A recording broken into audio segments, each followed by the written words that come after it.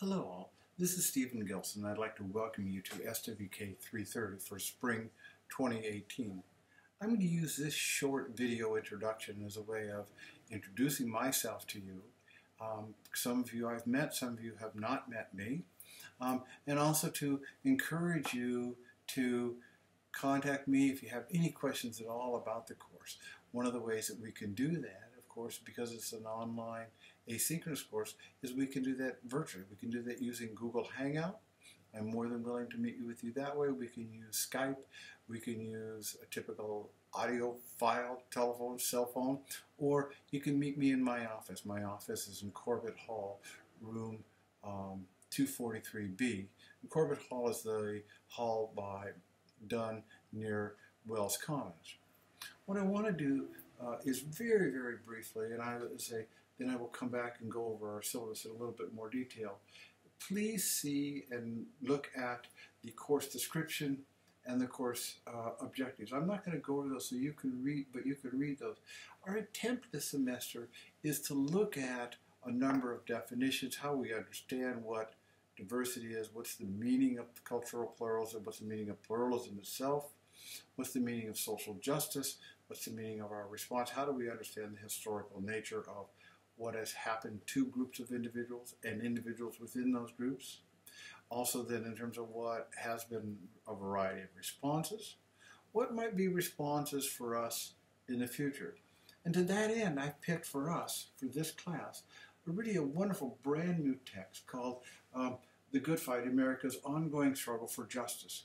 One of the exciting things about this particular text is that, one, is brand new, and it covers the latest understanding of a variety of populations, and we will talk about that later. But it also provides some unique opportunities because it is a new text.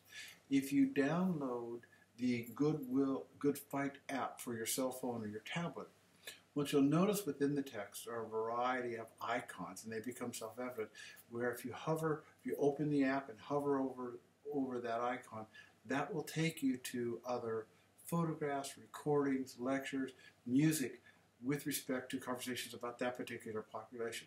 So although our requirement for this class is reading the text, I strongly encourage you to take advantage of the opportunities for learning and understanding that comes from this text.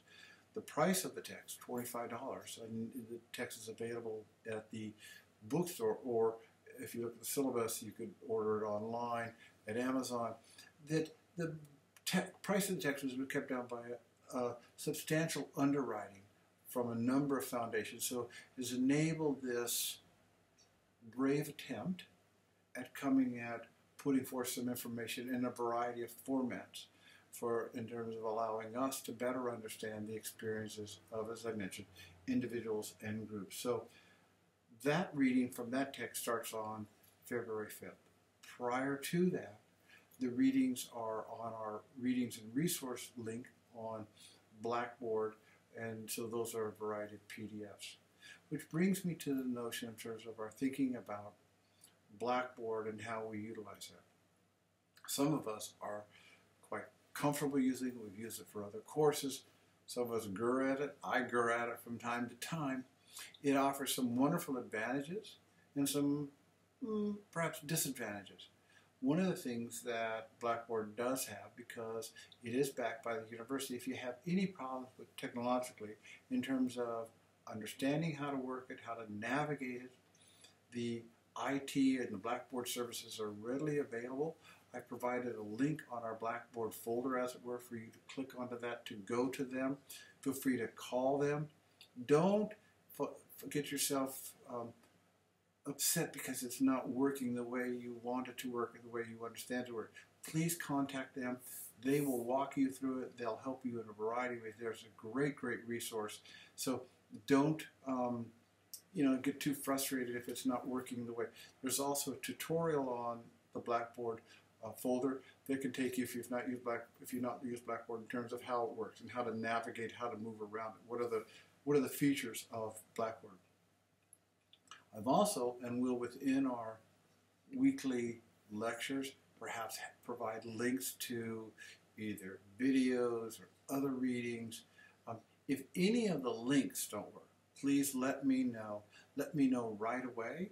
And then what I can do in response to that is either find a corrected link or come up with a new reading. As I said, I check all the links before I post them, but as we know, technology creates, as I mentioned, GERS.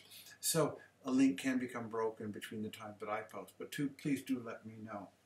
As I also talked about in terms of the way to get in touch with me, if you look at our Blackboard folder, on the left-hand side in the control panel, you can click on it and that'll take you directly to being able to send me an email. Well, I've also put a link on there so that you can send an email to other members of our class. That'll become important a little bit later as we talk about in terms of forming some small groups.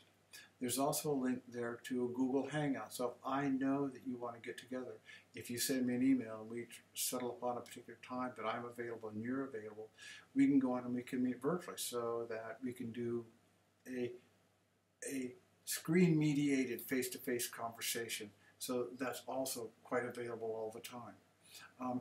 To explore a variety of the links, you'll see on the left-hand side is where I will be posting our weekly PowerPoint lectures, those sessions.